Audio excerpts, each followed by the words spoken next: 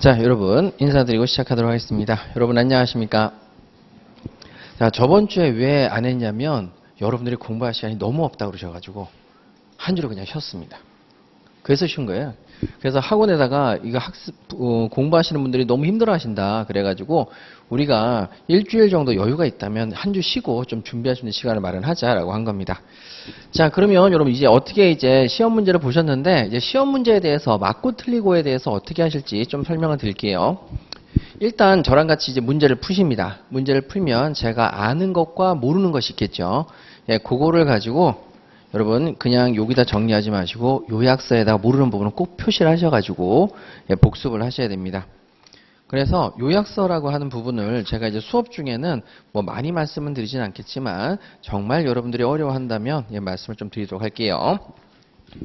자, 먼저 여기 이제 문제부터 한번 살펴보시죠. 자, 법원입니다. 법원. 자, 제일 먼저 문제에서 보시게 되면 법원이 보이시죠? 아, 그럼 출제 범위를 알 수 있습니다. 법원이다. 자, 다음 설명 중 옳지 않은 것은 이렇게 얘기했습니다. 자, 옳지 않은 것은 먼저 2번 지문을 보시게 되면 자, 민법 제1조의 법원의 규정이 나와 있죠. 먼저 민사에 관해서 법률에 따르고요. 법률의 규정이 없으면 그 다음에 관습법에 의하고요. 관습법이 없으면 조리에 의한다.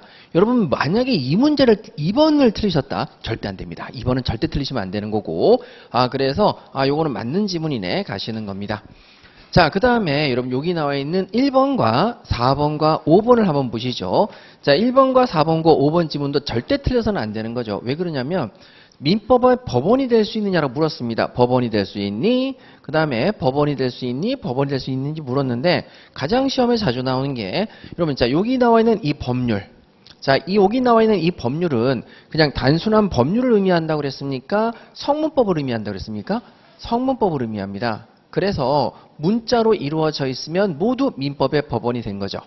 성문법입니다. 그래서 성문법이 바로 1번에서 대법원 규칙입니다. 자, 규칙은 성문법으로 이루어졌으니까 민법의 법원이 될 수가 있는 거고 4번에 국가 간의 조약도 문자로 이루어졌으니까 요것도 법원이 될 수 있는 거고 그 다음에 일반적으로 승인된 국제법규도 여러분 요것도 뭐 그 해적법에 관한 조약이라든지 인권에 관한 조약이라든지 문자로 이루어졌으니까 이것도 법원이 되는 것이고 지방자치단체가 제정한 조례죠. 자, 조례 이것도 마찬가지로 문자로 이루어졌으니까 민법의 법원이 될 수 있는 거죠. 예, 그렇게 해서 1번하고 4번하고 5번은 같은 유형의 문제가 되겠습니다. 이렇게 정리하시는 거죠. 자, 그러면 여러분 1번하고 자 1번도 맞는 지문이고 2번도 맞는 지문이고 그 다음에 4번도 맞는 지문이고 5번도 맞는 지문이죠. 자, 그래서 정답은 3번이 틀렸습니다. 자, 그럼 저랑 같이 한번 3번 문제를 볼게요.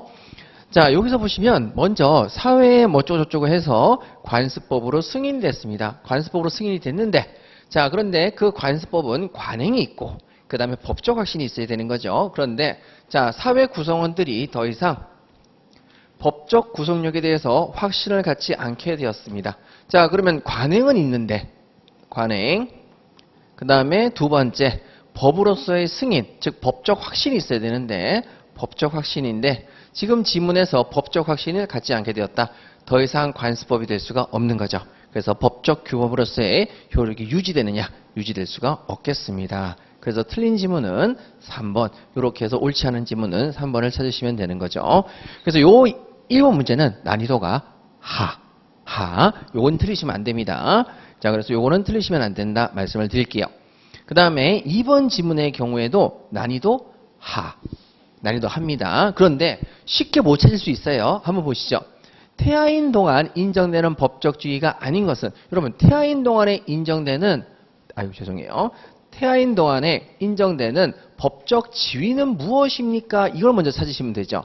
여러분 태아의 지위에서 인정되는 법적 지위 자 불상, 대, 유 이렇게 총 5가지가 있습니다. 불상, 대, 유 만약에 여러분들이 이 문제를 틀리셨다면 묻는 지문이 뭔지를 모르실 수 있죠.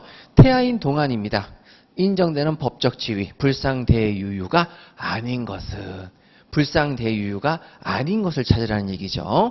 자, 그럼 1번을 보시죠. 불법 행위로 인한 손해배상이 보여요, 안 보여요?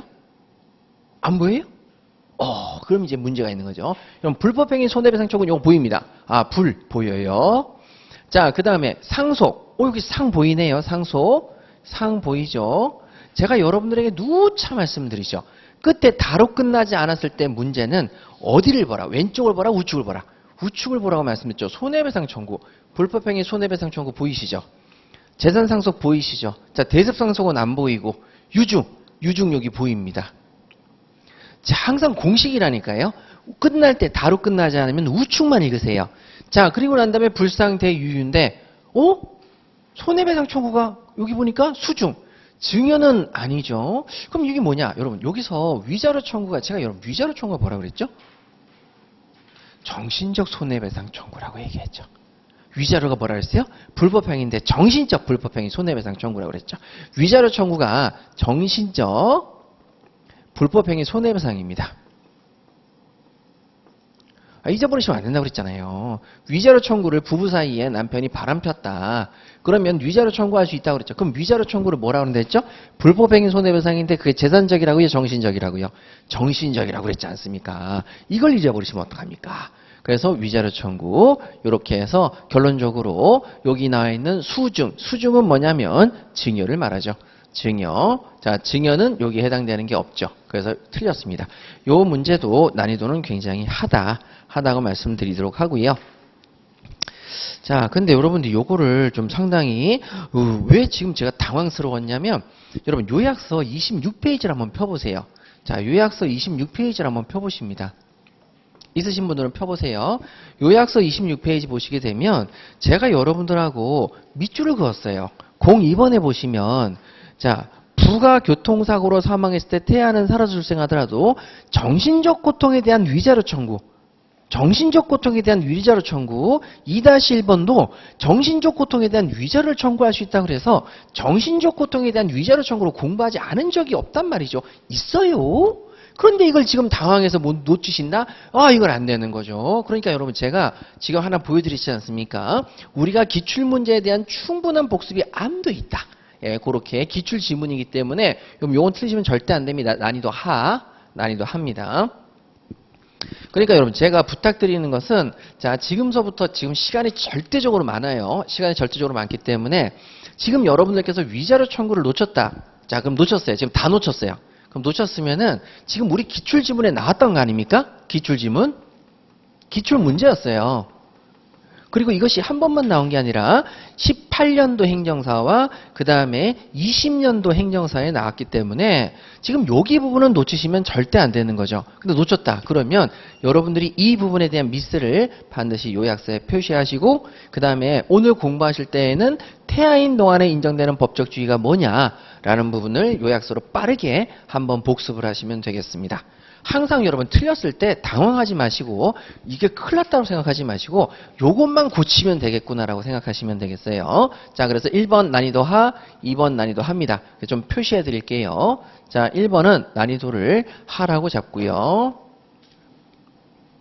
자, 죄송합니다. 좀 전체적으로 쭉 지우고요. 자, 전체적으로 쭉 지우고 난이도 표시해 드릴게요. 자, 요거 1번은 너무 멀리 갔다. 자, 1번은 난이도 하. 자, 그 다음에 2번도 난이도가 합니다. 절대 틀려서는 안 되는 지문이죠. 혹시 틀리셨으면 한 번 더 돌아보시고요. 자, 그 다음에 3번 지문 가보도록 하겠습니다.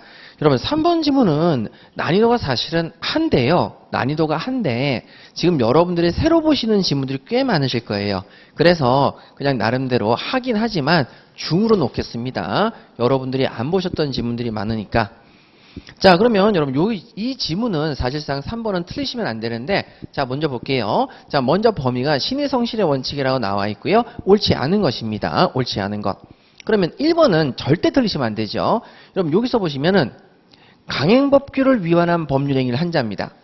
그럼 그 사람이 무효를 주장하는 것은 자, 당연히 신의 성실 원칙에 반하지 아니한다. 즉 다시 말해서 강행법규를 위반한 사람이 무효를 주장하는 것은 됩니까 안 됩니까? 되지요. 왜? 신의 성실에 반하지 않습니다. 이유는 무효는 귀책 쌓이는 사람도 주장할 수 있기 때문에 그래서 요거는 맞는 지문이 되는 거네요. 귀책 쌓이는 사람도 주장할 수 있기 때문에 바로 요게 이제 귀책 쌓이죠.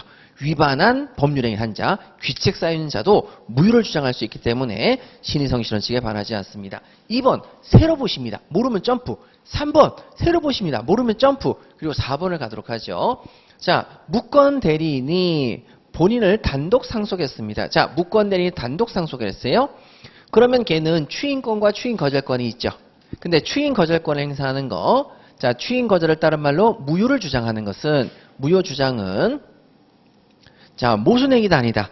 모순행위죠. 신의 측에 반한다 안 반한다? 반한다. 신의 성실원 측에 반하죠. 반하죠. 아니한다는 X인 거죠. 그래서 여러분 무조건 여기 부분은 4번이 정답입니다. 그럼 2번하고 3번하고 5번을 외우자는 건가요? 아닌 거죠. 함정이 있다 하더라도 모르는 게 있다 하더라도 끝까지 차분히 읽으시는 게 포인트가 되겠습니다. 그런데 여기 새로운 지문이 3개 정도 있으니까 중으로 제가 놓도록 하고요. 그러면 여기서 봐야 될 지문이 뭐가 있습니까? 라고 물어보신다면 5번은 보시는 게 아닙니다. 5번은 요 감정평가사에서 한번 나왔던 지문으로 20년 만에 다시 한번 출제가 됐기 때문에 보시면 안 됩니다. 자, 그 다음에 3번 지문은 4번 지문, 2번과 3번 지문은 간단하죠. 여러분, 자, 우리 신의 성실의 원칙은 모든 경우에 적용이 돼야 안 돼요? 되죠. 그래서 해제권도 적용되고 계약자의 원칙도 적용됩니다. 예, 그냥 끝인 거죠. 그래서 요거는 그렇게 깊이 있게 보시는 부분은 아니다. 그래서 여기서 여러분 버려야 될 지문은 5번, 2번과 3번은 가볍게 보시고 1번과 4번은 반드시 숙지하셔서 만약에 내가 1번과 4번을 틀렸다. 빠르게 가서 복습을 하셔야 된다. 이렇게 말씀을 드릴게요. 자, 그러면 이제 이 정도 보시고 우리 4번 문제로 가보도록 하겠습니다. 자, 4번 문제는 난이도가 궁금하시겠죠? 예, 4번 문제는 여러분들 난이도를 상으로 놓겠습니다. 그러니까 요거는 이제 틀리셔도 충분히 이해한다. 이렇게 말씀을 드릴게요. 난이도가 뭐라고요? 상입니다. 상. 자, 그러면 여러분 여기서 우리 한번 보도록 하죠. 난이도가 상인데, 자, 그러면 여기서 옳지 않은 것을 찾으라 했으니까 난이도가 사실은 극상에 가까운데 여기 있는 내용들을 한번 살펴보도록 할게요. 일단 1번. 1번의 경우에 모르겠다. 그럼 2번 모르겠다. 그럼 모르는가? 2번은 우리 기출지문이기도 합니다. 근데 좀 이따 같이 모여서 보여드리도록 하고, 자, 그 다음에 3번을 가십니다. 죄송합니다. 이게 제가 자꾸 다른 데서는 이게 다 금방 깨지는데 여기는 계속 따라오다 보니까 죄송합니다. 자, 그 다음에 여러분 3번. 자, 3번의 경우에 자, 여기서 3번의 지문은 뭐냐? 아, 모르겠습니다. 또 넘어가시고, 자, 4번. 아, 4번도 모르겠습니다. 5번의 경우에는 여기 나와 있죠. 미성년자가 법정 대리인으로부터 허락을 얻은 특정한 영업에 관해서, 이건 알겠어요. 특정한 영업인데 허락을 얻은 특정한 영업은 미성년자로 봅니까? 성년자로 봅니까? 성년자로 봅니다. 그래서 성년자로 간주를 하죠. 성년자로 봐버립니다. 자, 성년자로 봐버리니까 법정 대리인의 대리권은 남아있다, 소멸한다. 소멸한다. 기출지문이죠. 법정 대리인의 대리권이 소멸합니다. 오케이. 이렇게 정리하시면 되죠. 그런데 하나가 더 있죠. 이 특정한 영업에 관해서는 성년자가 되는데 요거랑 똑같은 게, 요거랑 비슷한 게 미성년자가 뭐를 하면? 혼인을 하면 모든 범위 내에서 뭐가 된다? 성년자로 봐버리죠. 그때 대리권이 소멸합니다. 그래서 요거랑 이제 보셔야 될 것이 혼인입니다. 혼인은 허락을 얻은 특정한 영업은 특정한 부분이지만 혼인은 전반적으로 성년자로 봐버리죠. 이렇게 정리하시면 됩니다.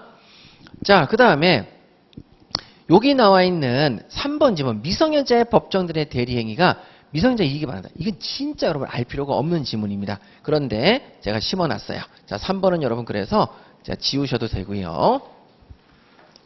자, 그 다음에 4번도 여러분들이 굳이 아실 필요가 없습니다. 지워버리셔도 됩니다. 그러면 여기서 우리가 알아야 될 것은 5번하고 1번하고 2번입니다.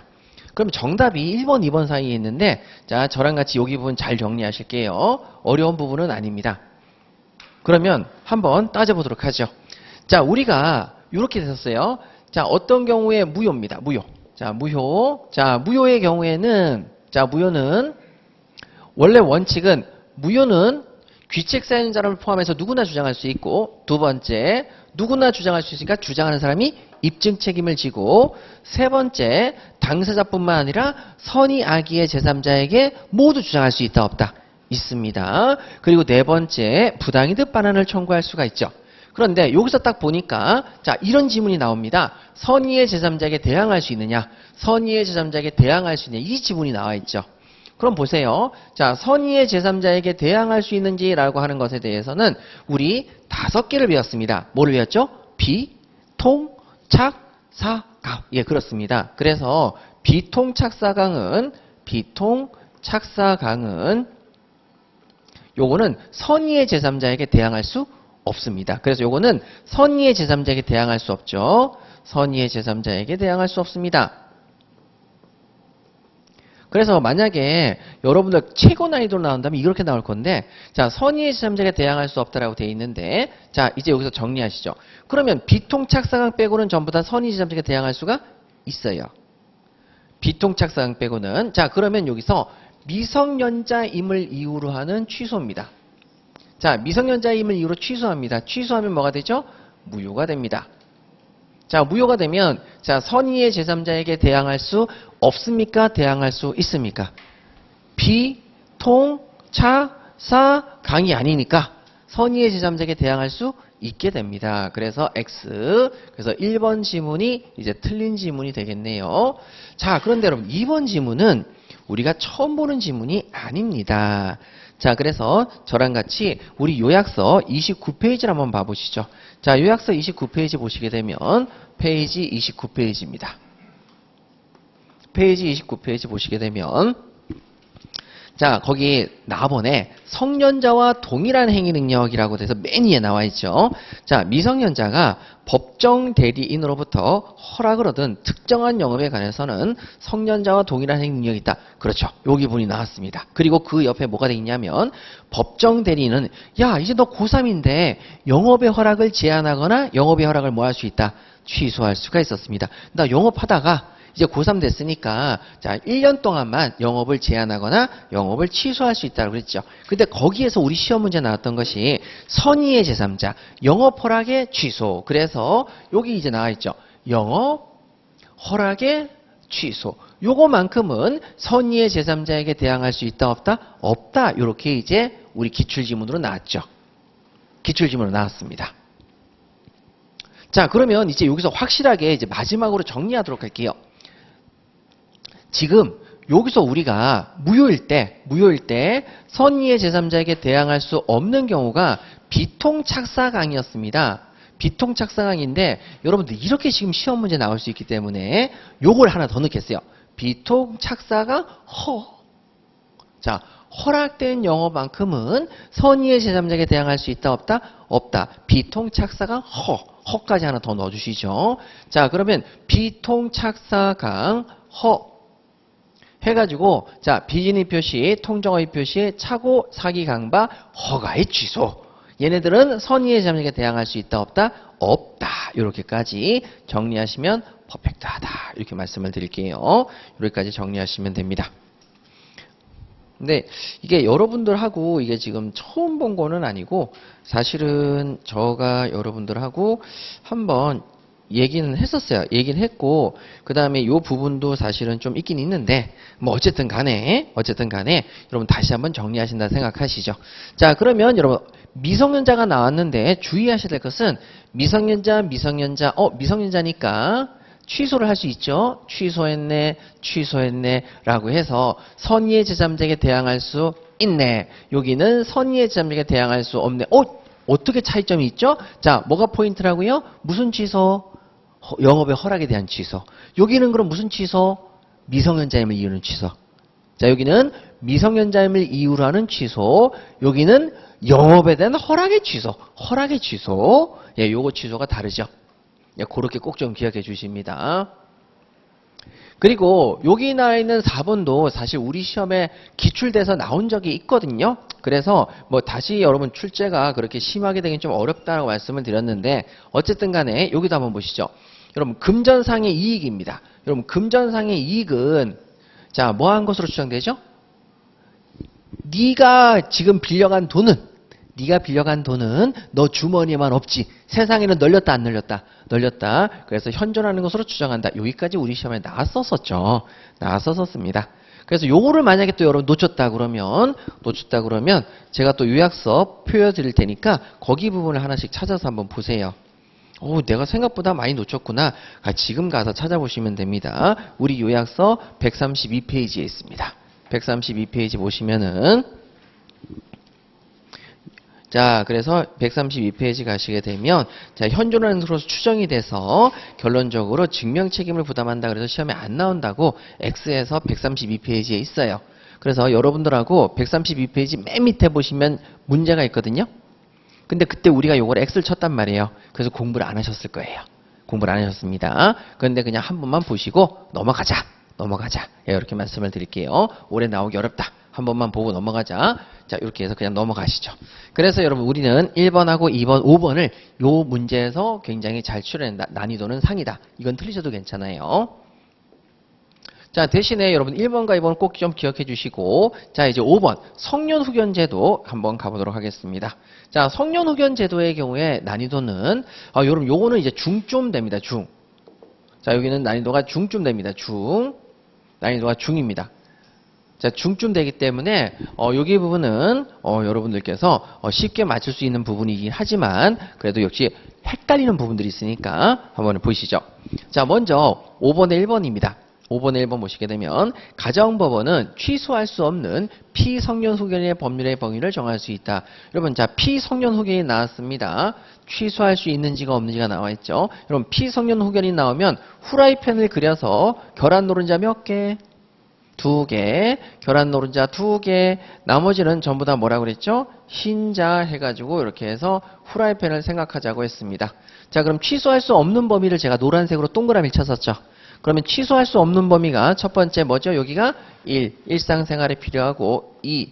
요건 법원이 취소할 수 없는 범위를 정해줬죠.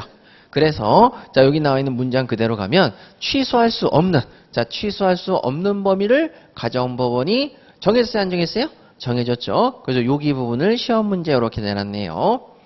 자, 이렇게 보시면 되겠고, 그 다음에 2번 문제 가시겠습니다. 가정법원은 피한정 후견의 동의를 받아야 되는 범위죠. 자, 피한정 후견인은 자, 이렇게 후라이팬이 하나 있으면 결합 노른자 몇 개? 1개. 자, 이렇게 딱 한 다음에 그 다음에 요 흰자가 요렇게 해서 있다고 그랬죠. 흰자. 그래서 취소할 수 없는 범위는 요거였어요. 일용품. 자, 그러면 여기서 이제 봤던 것이 요쪽 부분은 자, 동의를 얻지 않으면 뭐 할 수 있다? 취소할 수 있는 부분이죠. 자, 그래서 여기 부분의 경우에 자, 한정 후견인의 동의를 받아야 되는 범위를 정할 수 있다. 동의를 받아야 되는 범위를 정했어요? 안 정했어요? 정했습니다. 누가? 법원이. 예, 그렇게 해서 이제 정리가 끝나시는 거죠. 자, 이렇게 해서 여러분 보시면 되고, 제가 여러분들에게 어떻게 두 문자를 따드렸냐면 여기 부분의 두 문자를 여러분들이 놓치셨다면 좀 되게 섭섭합니다. 제가 이제 여러분 그림을 그려서 알려드렸지만 사실 우리가 어떻게 두 문자를 땄냐면 성년들은 요즘에 취업이 잘 된다 안 된다? 안 된다 해가지고 성년 취업 이렇게 두 문자를 따서 피성년 후견인은 취소할 수 없는 범위를 가정법원이 정하고, 그 다음에 한정 후견인은 한정 동의 이렇게 해가지고 한정적으로 동의해준다. 한정 후견인의 경우엔 피한정 후견인은 동의를 받아야 되는 범위를 가정법원이 정한다. 이렇게 두 문자를 땄었거든요. 그래서 여러분들께서 만약에 그 기억이 안 나시면은 페이지 31페이지를 한번 보시게 되면 성년 취업 한정 동의라고 아마 써 있을 겁니다. 자, 그 다음에 이제 3번 문제 가도록 할게요. 자, 3번입니다. 가정법원은 정신적 제약으로 일시적 후원입니다. 자, 특정 후견 심판을 할 때에는 여러분, 자, 본배사검지 해가지고 정신적 제약으로 인해서 일시적 후원이 필요한 경우다라고 말씀을 드렸었죠. 자, 지속적 결혼은 뭐였어요? 사무처리 능력의 지속적 결혼은 피성년 후견인. 그쵸? 그 다음에 사무처리 능력이 부족한 사람. 그럼 뭐라고 했죠? 피한정 후견인. 그 다음에 일시적 후원이 필요한 사람 뭐라고 그랬죠? 피특정 후견인. 자, 이렇게 갔었습니다. 그런데 여기서 보시면은 일시적 후원의 경우는 특정 후견 심판할 수 있다. 맞아요. 하지만 본인의 의사에 반하더라도 할 수 있습니까? 본인의 의사에 반하 못합니까? 본인의 의사에 반하 못하죠. 그래서 여기 부분이 틀렸습니다. 그래서 중. 이 문장 자체에 중간에 숨겨져 있었기 때문에 난이도를 중으로 놨습니다. 자, 그러면 이제 4번 문제 가도록 할게요. 특정 후견 심판에서 특정 후견 기간이 경과하면, 자, 특정 후견 심판 고소공포 중환자 특정 후견 기간이 경과하면 3개월이 경과하면 종료 심판 없이도 3개월이 끝나면 바로 뭐 한다? 종료한다. 이렇게 정리를 했었던 부분이죠. 자, 그 다음에 피한정 후견인에 대해서 성년 후견 개시 심판을 합니다. 자, 그러면 기존에 완전히 소멸된 게 아니라 상태가 더 악화된 거죠. 그럼 여기서 중요한 단어는 종전의 한정료를 반드시 뭐 해야 된다? 종료해야 된다. 종료 심판을 해야 된다. 종전의 것은 반드시 종료하고 새롭게 성년 후견으로 넘어가라. 이런 얘기 되겠습니다. 난이도 중 이렇게 해서 5번 문제 보시고요. 자, 그 다음에 6번 문제 가보도록 하겠습니다. 자, 6번이죠. 자, 6번의 난이도는 여러분 상으로 놓겠습니다. 자, 6번의 난이도는 상이다. 상. 이렇게 계산 문제가 나오고 그 다음에 여러분들이 이제 숫자도 나오고 사례형 문제가 나왔으면 여러분 난이도가 쉽지 않은 것이다 라고 보시면 되겠고요. 자, 저랑 같이 문제 한번 풀어보도록 할게요. 자, 6번입니다. 자, 부재자 갑은 2000년 5월 1일 최후 소식이 있은 후부터 생사가 분명하지 않습니다. 자, 옳지 않은 것을 찾으라고 했습니다. 자, 그럼 1번을 보시죠. 2000년 5월 1일부터 생사가 분명하지 않은데 2024년 5월 3일 현재 이해관계인은 갑의 실종 선고를 청구할 수 있느냐라고 물었습니다. 갑의 실종 선고를 청구할 수 있냐라고 물었습니다. 자, 그러면 여기서 굉장히 중요한 힌트가 있습니다. 무슨 단어가 힌트죠? 가출이죠. 특별 실종, 보통 실종. 보통 실종이죠. 항공기가 추락하거나 선박이 침몰하거나 전쟁이 끝나야만 되는데 단순한 가출이니까 보통 실종 선고를 해서 몇 년의 기간이 지나야 됩니까? 5년의 기간이 지나야만 실종 선고를 청구할 수 있습니다. 5년 지났습니까? 안 지났습니까? 안 지났죠. 그럼 실종 선고를 청구할 수 있다 없다? 없다. 이게 포인트 되겠습니다. 가출이라는 단어 절대 놓치시면 안 되죠. 자, 그럼 2번 문제 딱 가니까 항공기 추락입니다. 자, 항공기가 추락했어요. 자, 그러면 여러분 여기서 2020년 5월 1일입니다. 자, 요거는 보통 실종입니까? 특별 실종입니까? 특별 실종. 그러니까 1년이 지나야만 실종 선고를 청구하시는데 2024년 5월 3일 1년이 지났습니다. 자, 그럼 실종 선고를 청구할 수 있다 없다? 있다. 이렇게 정리하시면 되는 거죠. 1번과 2번을 묶으셔서 좋은 문제다 이렇게 생각하시면 되겠어요. 자, 그 다음에 3번 질문 가도록 하겠습니다. 3번 보시면은 제1순위 상속인이 있을 때 제2순위 상속인이 실종 선고를 청구할 수 있어요? 없어요? 없어요. 너무 쉬운 문제라서 요거는 이렇게 넘어가시고, 자, 그 다음에 여러분들하고 이걸 처음 본 건 아닌데, 자, 보시죠. 갑에 대한 실종 선고가 확정이 되면 2020년 5월 1일 오전 10시에 사망 간주된다. 이렇게 돼 있죠. 자, 여러분 여기 있는 이 숫자가 정답이 나오면 언제부터 사망 간주냐? 요 숫자는 여러분 항상 덧셈을 해야 된다. 자, 최후의 실종 선고죠. 근데 여러분 부재자인데 여기서 첫 번째, 지금 이 지문은 보통 실종을 말합니까? 안 그러면 특별 실종을 말합니까? 몰라요. 자, 여러분 이거는 보통 실종인지 특별 실종인지 모르죠. 지금 보세요. 부재자 갑은 최후의 소식이부터 생사가 불명하지 않는데 한 번은 동그라미 그래 뭐라 나왔어요? 가출. 2번은 뭐라 나왔어요? 항공기 추락. 이건 몰라요. 보통인지 특별인지 모릅니다. 그러면 보통을 한번 따져보죠. 자, 보통은 몇 년을 더해라? 여기다 몇 년을 더해라? 5년. 예, 그러면 2025년 5월 1일이고, 자, 0시부터 시작한다. 최후의 소식이 오전 0시부터는 아니겠죠. 그러니까 뒤에다 뭐를 붙인다? 24시. 24시. 자, 특별실종은 몇 년을 붙인다? 1년. 2021년도 5월 1일 24시. 이렇게 되겠죠. 자, 그러면 어느 걸 정답으로 하더라도 이건 정답이다 아니다? 아니다라는 거죠. 예, 이런 아주 심도 깊은 문제입니다. 그냥 여러분 일단 요걸 딱 보시면 알겠죠. 자, 요때 만료됐습니까? 그 다음날 만료됩니까? 더 해야 됩니까? 더 해야 되는 거죠. 그러니까 이건 틀린 거죠, 무조건. 2021년이 되든가 2025년이 되든가 했어야 되는 거죠. 그래서 정답은 4번이 틀렸습니다. 자, 그 다음에 5번이죠. 자, 갑에 대한 실종 선고가 확정이 됐는데 비록 갑이 생활합니다. 살아서 돌아왔어요. 실종 선고가 확정이 됐는데, 자, 실종 선고 효과를 번복하기 위해서는 그냥 살아오면 번복이 됩니까? 실종 선고를 취소해야 되겠습니까? 취소해야 되겠습니다. 이렇게 정리하시면 되겠죠. 자, 그렇게 해서 너무 좋은 문제다. 여러분, 자, 지금 여기서 우리 한 번만 살펴보시도록 하죠. 지금 6번은 상 난이도고요. 그 다음에 5번은 중 난이도고요.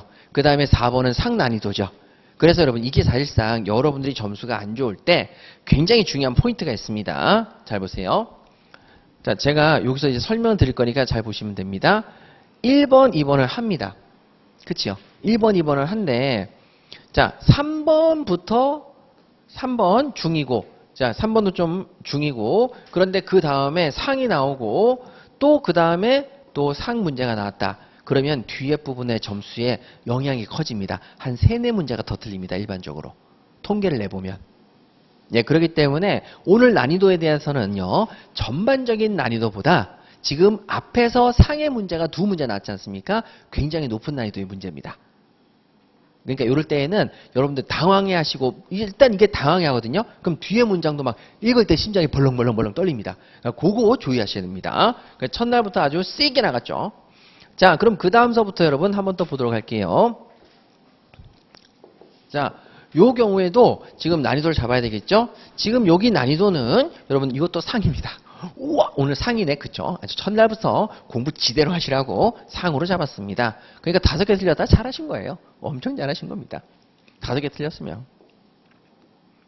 자, 그럼 한번 살펴보도록 하죠. 자, 사단법인에 관한 설명으로 옳은 것은 여러분, 자, 사단법인이라고 아주 범위를 정해줬죠? 자, 사단법인이라고 정해줍니다. 자, 먼저 사원의 지위는 정관에서 양도 상속할 수 있다고 규정하더라도 양도가 금지된다.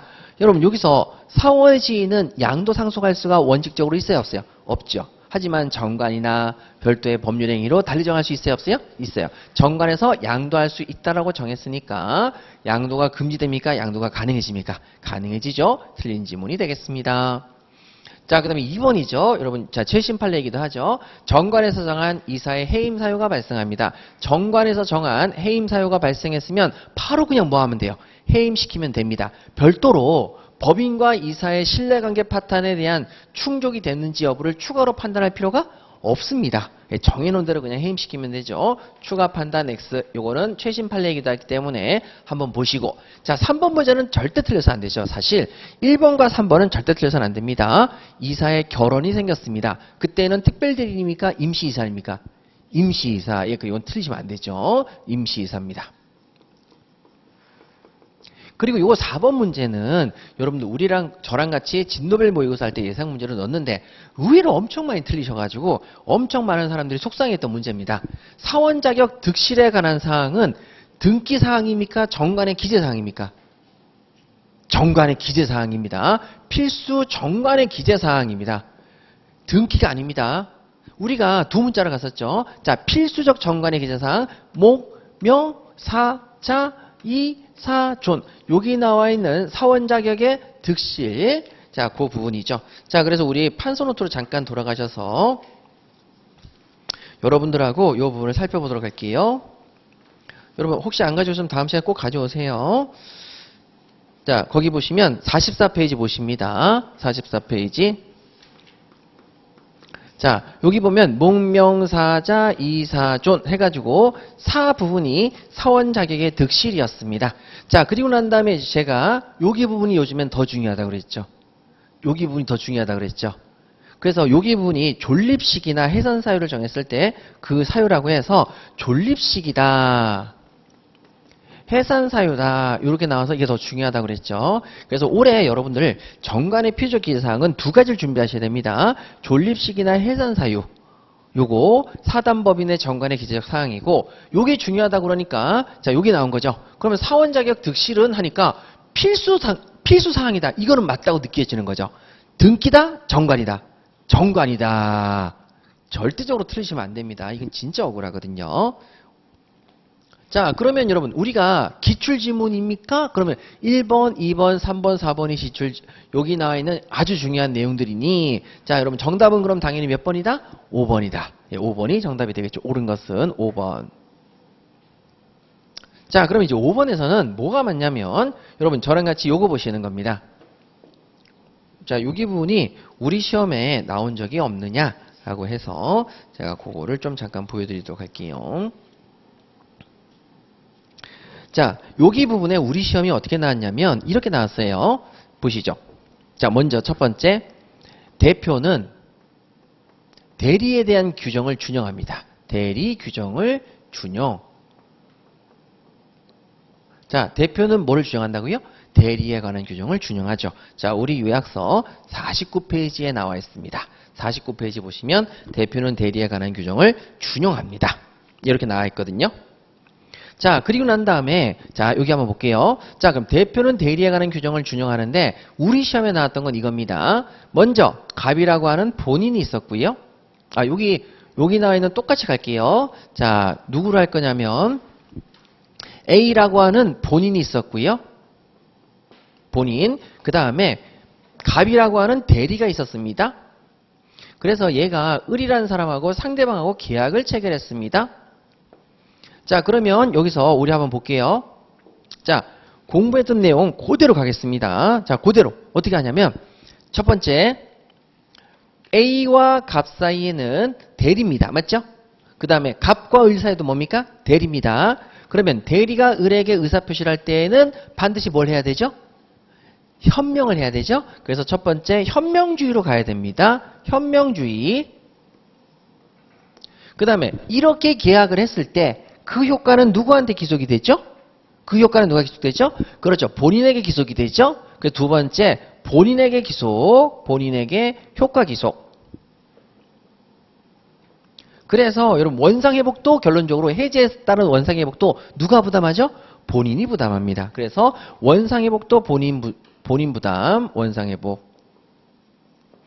자, 이렇게 되는 거죠. 그 다음에 세 번째가 뭐였냐면 이런 의사표시의 하자 여부는 본인을 기준으로 판단한다 했어요? 대리인 기준으로 판단했어요? 대리인 기준으로 판단합니다. 그래서 대리인 기준으로 하자를 판단하죠.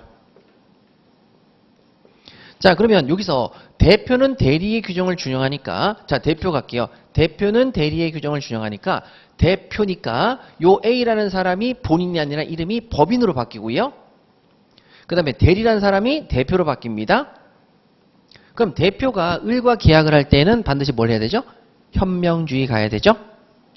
그 다음에 그 대표가 한 행위의 효과는 전부 누구에게 기속되죠? 본인에게 기속돼서 자, 뭘 해야 됩니까? 원상회복도 법인이 해야 되는 거죠. 그 다음에 세 번째, 자, 의사표시의 하자 여부는 누굴 기준으로 판단해야 되죠? 대표 기준으로 판단해야 되죠? 대표 기준 판단입니다. 여기는 법인 기준으로 법인에게 효과가 기속되는 거죠. 그래서 우리 시험 문제는 어떻게 나왔냐면은 여기 부분이 시험에 나왔죠. 먼저 49페이지 보시면 대표는 대리의 규정을 준용한다. 03번 지문에 있습니다. 그 다음에 여기 부분의 원상회복은 본인이 부담한다. 여기 동그라미 2번에 해당하는 게 04번에 지문이 있죠. 49페이지. 자, 그럼 여기까지만 시험에 나왔거든요. 요거 시험에 나오고 요거 시험에 나왔거든요. 그러면 아직 시험에 안 나온 게 현명주의하고 누굴 기준으로 판단한다? 대리인을 기준으로 판단하는 게 대표를 기준으로 판단합니다. 자, 그러면 여기 한번 볼게요. 사단법인 A입니다. 법인 A죠. 이사 갑입니다. 이사 갑이죠. 대표입니다. 자, 을과 매매계약을 체결했다. 자, 그때 A의 고의과실 여부는 자, 고의과실 여부는 누굴 기준으로 판단한다? 대리를 기준으로 판단했으니까 여긴 누굴 기준으로 판단하죠? 대표인 갑을 기준으로 판단하죠. 맞는 지문입니다. 요거는 별표를 3개 정도 놓으셔서 올해 시험 문제도 얼마든지 나올 수 있다. 예, 그렇게 정리하시면 되는 거죠. 아주 굉장히 좋은 지문입니다. 자, 이렇게 해서 이제 정리를 쫙 하시는 거죠. 사단법인에서 여러분들이 의외로 쉽게 틀리시는 부분들만 잘 모아봤습니다. 자, 그 다음에 생뚱맞은 정말 당황스러운 지문이시죠. 자, 8번 임의규정과 강행규정에 관한 설명으로 옳지 않은 것은 이런 생소한 지문이 나와도 맞춘다 못 맞춘다? 맞추셔야 되겠습니다. 자, 그럼 여러분들 난이도를 따져야 되겠죠? 죄송합니다만 이건 난이도가 하입니다. 하. 난이도 하. 8번은 난이도를 하로 놓겠습니다. 여러분들이 봤을 때 생소하네 라는 느낌이 들 뿐 문제는 어렵지 않습니다. 자, 그럼 따져볼게요. 자, 이미 강행규정과 임의규정에 관한 설명은 옳지 않은 것은 자, 가시죠. 초일불산입. 여러분 요거 임의규정입니까? 강행규정입니까? 자, 우리 어떻게 생각했냐면 자연인 관련된 부분은 다 무슨 규정? 강행규정. 법인에 관련되어 있는 규정은 원칙적으로 무슨 규정? 강행규정이 이제 딱 하나 예외 규정이 있었죠? 사원 내지인은 양도 상속할 수 없다. 그거 무슨 규정이었죠? 임의규정이었습니다. 그것 빼고 나머지 법인은 전부 다 강행규정이었죠? 자, 그러면 여러분 보시죠. 법인 나왔습니다. 사원권의 양도상속 금지인데 요건 임의 규정입니까? 강행 규정입니까? 강행 규정이 아니죠. 임의 규정이죠. 틀렸네요. 자, 그럼 그것 빼고 저랑 같이 어떻게 공부하셨냐? 또 이제 5번 보시죠. 권리 능력에 관한 설명으로, 자, 권리 능력입니다. 권리 능력에 관한 규정은 다 무슨 규정? 강행 규정이죠. 자, 그 다음에 신의 성실의 원칙입니다. 여러분, 신의 성실의 원칙은 얘 무슨 규정? 강행 규정. 반드시 지켜야 되죠. 자, 그런데 여기서 우리 봐야 될 것이, 자, 또 이게 있었죠. 의사 표시에 관한 규정은 다 무슨 규정이다? 임의 규정. 그래서 착오도 배제시킬 수 있었습니다. 그건 대리도 마찬가지였고, 무효도 마찬가지였고, 취소도 마찬가지고, 조건과 기한도 전부 다 의사표시에 붙는 거라고 그랬죠? 그리고 기간도 초일불산에 관한 규정, 기간이죠? 기간도 무슨 규정? 임의 규정. 예, 그렇게 해서 여러분 우리는 여기 나왔는 부분 맞히는 거죠. 그 다음에 주물과 종물, 천연과 실에 대한 기소, 이것도 무슨 규정? 임의 규정이죠. 여기 정리하시면 되겠습니다. 그래서 우리 요약서 몇 페이지에 나와 있냐면, 자, 페이지 175페이지에 나와 있습니다. 페이지 175페이지 요약서에 아주 정리가 잘 돼 있으니 예, 그거 좀 참고해 주시고요. 이거 설명드릴 게 많지 않아서. 자, 그 다음에 9번 가시죠. 자, 9번에 보시면 비법인사단에 관한 설명으로 옳지 않은 것은 이렇게 내놨습니다. 자, 비법인사단이죠. 앞에 B가 붙었습니다. B. 자, B죠. 거기서 옳지 않은 것을 찾으라고 했습니다. 자, 그러면 여러분 여기서 쭉 보시면서 바로 정답을 찾을 수 있는 게 있으면 그거부터 먼저 정리해야 되겠죠? 자, 먼저 보시죠. 자, 1번. 자신의 업무를 타인에게 포괄적으로 위임할 수 있어요? 위임 못해요? 위임할 수가 없습니다. 예, 그래서 이것은 난이도가 하입니다. 하. 이것도 합니다.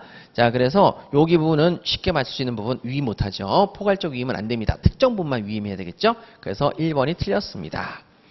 자, 그 다음에 여러분 여기 나와 있는 2번. 사원총회의 결의를 갖지 않는 총유물의 관리 행위는 무효다. 예, 됐고요. 고유한 의미의 종중, 종중은 그 중요한 게 아니기 때문에 신경 쓸 필요가 없으시고. 자, 그 다음에 비법인사단의 사원이 집합제로서 물건을 소유할 때 뭐죠? 총유. 그래서 여러분들께서 여기서 보셔야 될 것은 그냥 가볍게 1번만 확인하시면 되겠고 3번과 4번은 너무 크게 신경 쓸 부분은 아니 되겠습니다. 난이도 하다.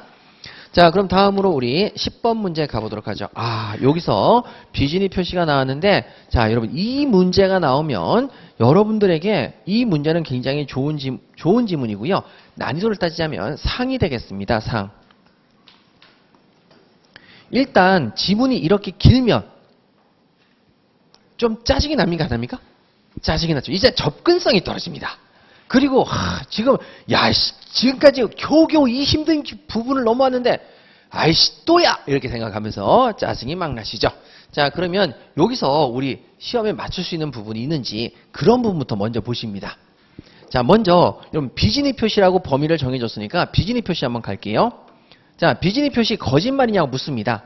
여러분 여기서 대출금 채무자로서 명의를 빌려준 자, 여러분 명의를 빌려준 자, 명의대여자죠. 자, 결론만 간단하게 보시면 됩니다.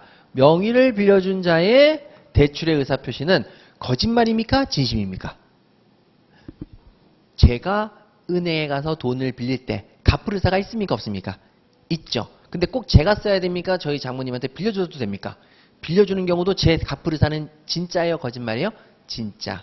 근데 제가 명의를 빌려준다는 얘기는 강의 중이라서 너무 바빠가지고 장모님한테 대신 가라고 하는 거죠. 제 명의를 빌리시라고. 그럼 저는 갚을 의사가 진짜다 거짓말이다?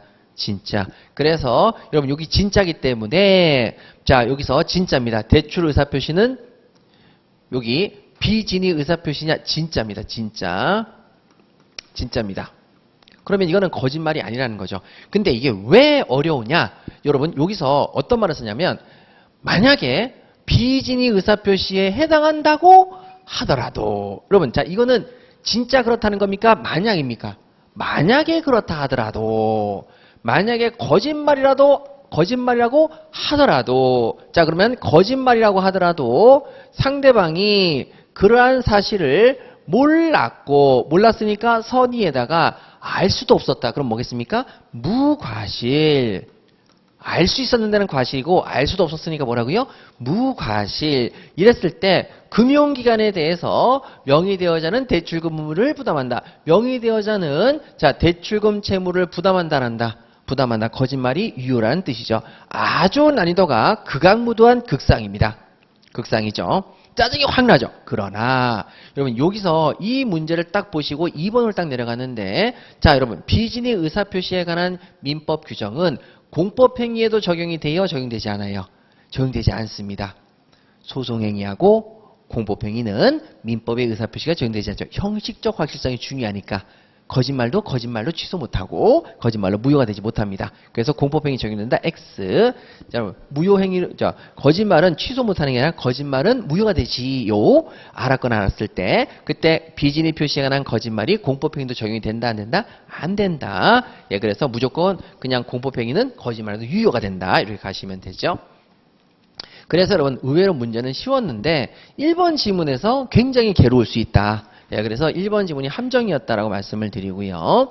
자, 그럼 이제 3번 가도록 하죠. 3번. 자, 진입니다. 자, 진정으로 마음속에서 바라는 것이냐 이거죠. 진정으로 마음속에서 바라지는 않았습니다. 그럼 이건 아니고 당시 상황에서의 최선이라고 판단합니다. 당시 상황에서 최선이라고 판단한다. 거짓말이다 진심이다. 진심, 비진의 의사표시라고 볼 수 없다. 거짓말이라고 볼 수가 없는 거죠. 자, 그 다음에 무효는 누가 증명 책임을 진다 그랬죠? 주장하는 자, 무효를 주장하는 자가 증명 책임을 진다. 자, 되셨고요. 자, 이렇게 딱 해서 비진의 표시가 나왔는데 5번에서 뭐라고 나왔냐면 5번입니다. 그럼 5번은 뭐죠? 바로 그거죠. 대리인이 있을 때 의사표시의 거짓말인 건 본인 기준으로 판단한다, 대리인 기준으로 판단한다. 대리인 기준으로 판단한다. 그 얘기입니다. 그래서 갑작스럽게 비진의 표시 나왔는데 대리권이 나옵니다. 대리권이. 요즘에 시험 트렌드입니다. 갑자기 딴 게 나온다. 자, 그럼 보시죠. 거짓말이 비진의 의사표시가 대리인에 의해서 이루어졌어요. 그리고 대리인의 진위가 본인의 이익이나 의사에 반해서 자기 또는 제3자의 이익을 위한 배임적인 것임을, 자, 배임적인 것임을 상대방이 알았거나 알 수 있다. 가만히 있어봐. 대리권 규정 중에서 대리인의 의사표시 하자를 보는 게 아니라, 그럼 여기서 딱 보니까 배임적인 것임을 자기 또는 제3자의 이익이다. 배임적인 것임을 상대방이 알았거나 알 수 있었을 때, 그럼 요거는 의사표시 하자를 누구 기준으로 본다가 아니라 사실 뭐에 해당하겠어요? 대리권 남용입니다. 자, 이게 뭐라고요? 대리권 남용이죠. 대리권 남용입니다. 자, 대리권 남용은 비진의 표시를 유추적용하죠. 그래서 상대방이 알았거나 알 수 있었을 경우에는 무효가 되니까 본인은 책임을 지지 않지요. 자, 그래서 여러분 우리 뒤쪽으로 휘리릭 넘겨보시면은 우리 요약서를 잠깐 볼게요. 자, 요약서에 잠깐 보시게 되면 대리권 남용이 우리 시험에 나왔었죠. 자, 몇 페이지를 보시면 되냐면요. 여러분 우리 자, 요약서 105페이지를 보십니다. 자, 105페이지. 자, 요약서 105페이지 보시게 되면, 자, 뭐라고 되어 있냐면, 미성년자 갑의 법정 대리인 을은 제3자 이익에, 제3자 병의 이익만을 위해서 대리행위를 했다. 제3자의 이익만을 위해서 대리행위를 했죠. 그리고 그 사정을 상대방이 알고 있었다면, 상대방이 알았다. 그러면 그 경우에는 갑에게 효과가 없다. 무효라고 그랬죠. 무효입니다. 그래서 본인은 책임을 지지 않죠. 그래서 여러분 비진의 의사표시는 요즘에 시험 문제가 비진이든 뭐가 나오든 자 어떻게 시험 문제 나오냐면 첫 번째 비진의 의사표시가 나옵니다. 1번서부터 4번까지는 비진의 의사표시에 대한 시험 문제고요. 그 다음에 5번인데 5번의 경우에는 대리권 남용하고 의사표시 하자의 기준은 대리인을 기준으로 한다. 요 두 가지가 요즘에 섞여서 나오고 있습니다. 그러니까 대리권도 섞여서 나올 수 있다 없다? 있다. 요즘의 트렌드입니다. 요거 좀 잘 봐주시면 되고 난이도는 그래서 상 이렇게 정리하시면 됩니다. 자, 그 다음에 11번 반사회적 법률행위 불공정한 법률행위죠. 자, 요거는 당연히 요거는 이제 하로 놓겠습니다. 하. 요거는 난이도가 하죠. 아이고 빨간색으로 써야 되겠네요. 자, 난이도가 합니다. 여러분들이 이제 쉽게 맞출 수 있는 부분이고 하니까 여기 난이도를 하로 놓겠습니다. 자, 11번 가시도록 하죠. 자, 11번에 보시면은 여기도 지금 어려운 문제가 좀 섞여는 있거든요. 잘 보시죠.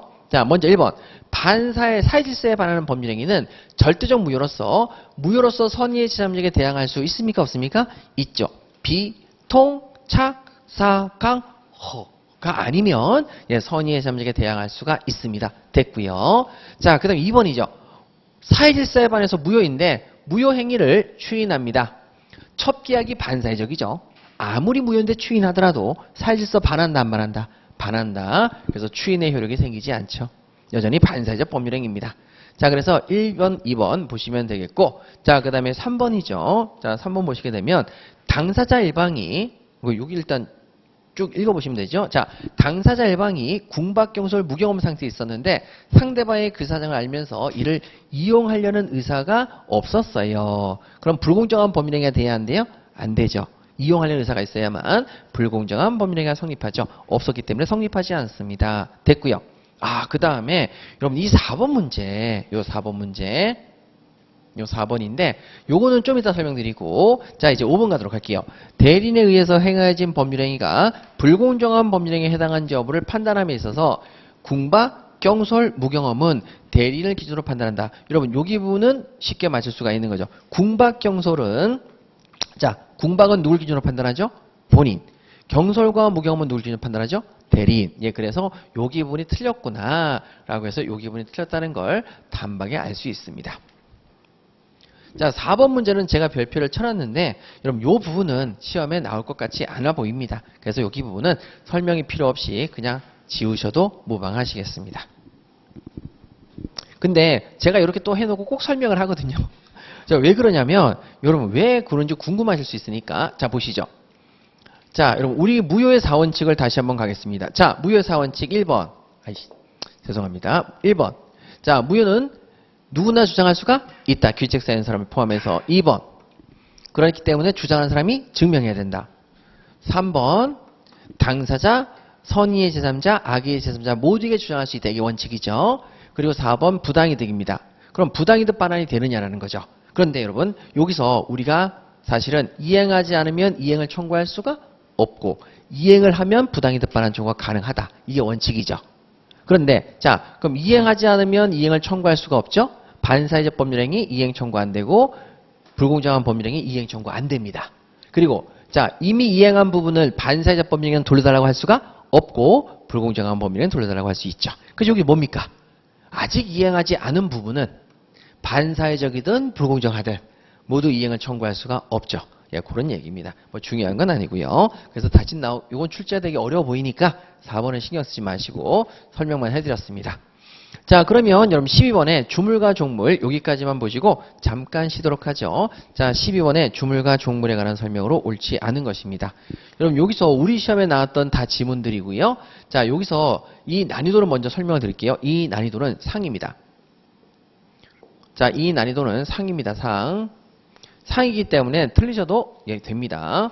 자, 그럼 이제 제가 하나씩 설명드릴게요. 자, 여기 보시죠. 주물과 종물은 가행 규정입니까? 임의 규정입니까? 임의 규정이라서 주물을 처분할 때 특약으로 종물을 제외할 수 있었습니다. 이렇게 정리하시면 되고요. 자, 그 다음에 종물은 주물의 처분에 따른다. 매매일 때에도 이 법리가 따르겠지만 압류라고 하는 강제 집행을 할 경우에도 공법상의 처분의 경우에도 적용이 된다 안 된다? 적용이 되는 거죠. 예, 적용될 수가 있습니다. 자, 그 다음에 우리 기출지문에서 2번 나왔던 거 점유취득시효는 뭐를 해야 된다? 점유를 해야 되거든요. 그러면 주물에 대한 점유만 했으니까 거기에 따른 효력은 점유를 했던 주물에만 미치고 점유를 하지 않은 종물에는 미친다 안 미친다? 미치지 않는다. 기출지문으로서 우리 2번 출제가 됐었던 거죠. 자, 그 다음에 여러분 4번입니다. 어떤 권리가 다른 권리에 대해서 이 난이도가 어렵죠. 자, 여러분 여기서 어떤 권리가 다른 권리에 대해서 종된 권리라고 할 수 있으려면 요 얘기죠. 그러면 여기 부분을 살짝 바꿔보겠습니다. 뭐냐면 종된 권리를 종물이라고 바꿔보겠습니다. 종물. 여러분 어떤 권리가 다른 권리에 대해서 종물입니다. 그러면 어떤 권리가 아니라 물건이 다른 권리가 아니라 물건에 대해서 종물입니다. 자, 그럼 종물이면 경제적 효용에 이바지하는 관계가 들어가야 됩니까? 들어가지 않아야 됩니까? 원래 종물은 주물에 대해서 경제적 효용에 이바지해야 됩니까? 안 해야 됩니까? 해야 되죠. 자, 우리 요약서를 한번 보시죠. 자, 우리 요약서 몇 페이지를 보시냐면 66페이지입니다.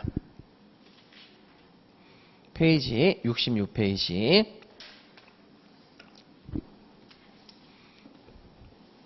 자, 여러분 거기 보시면은요. 66페이지에 자, 규정이 있습니다. 자, 규정이 있는데 A하고 D하고 E가 중요하다고 여러분들에게 말씀드렸어요. A, D, E.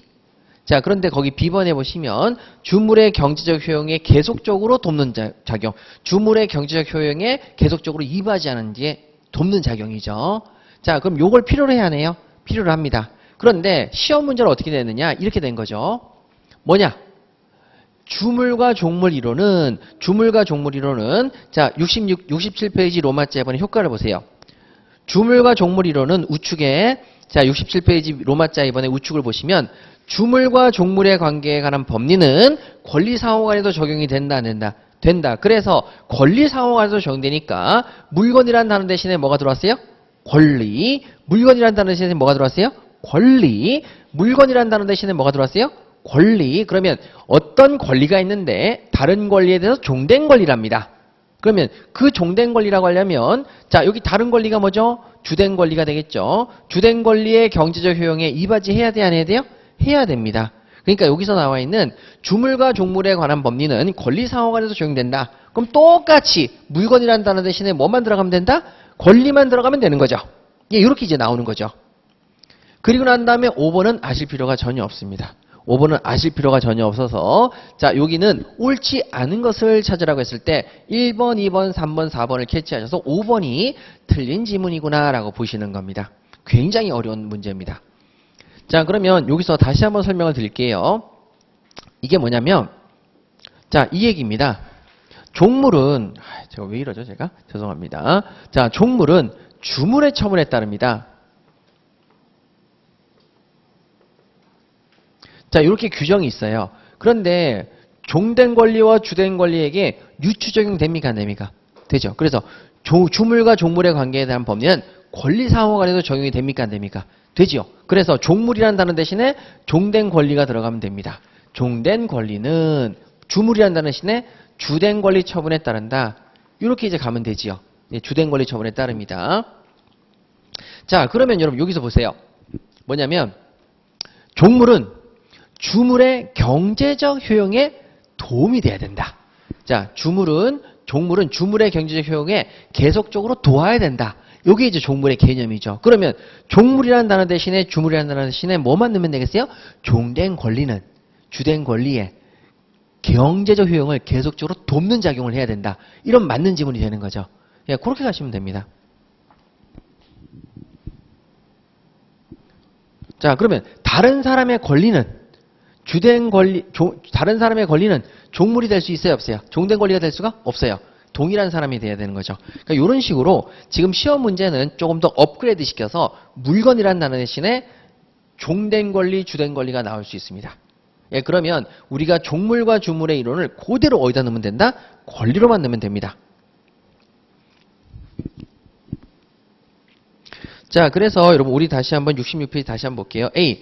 주물 자체의 효용과 직접 관계가 있어야 되고 그 다음에 B번에 주물의 경제적 효용을 계속적으로 도와야 되고 C번은 시험에 안 나온다고 말씀드렸고 D번에 주물과 종물은 독립된 물건이면 부동산, 동산 모두 가능하다고 했고 E번에 다른 사람의 물건은 원칙적으로 종물이 될 수 없다. 이렇게 되어 있습니다. 그러면 이걸 권리로 바꿨을 때 A번은 권리로 바꾸기 어렵습니다. 그럼 B번은 바꾸기 쉽죠. 주물을 주된 권리의 경제적 효용에 계속적으로 돕는 작용을 하면 종된 권리다. 이렇게 시험에 낼 수 있는 거고 D번은 부동산과 동산 나오니까 권리로 내기 좀 어렵습니다. 2번은 나올 수 있죠. 다른 사람의 권리는 원칙적으로 종된 권리가 될 수 없다. 이렇게 나올 수 있는 거죠. 예, 그래서 여기 나와 있는 4번 지문 마지막으로 다시 한번 보도록 할게요. 자, 4번 지문을 보시면은 어떤 권리가 다른 권리에 대해서 종된 권리가 되려고 한다면 해가지고 자, 종된 권리라고 한다면 이렇게 돼 있죠.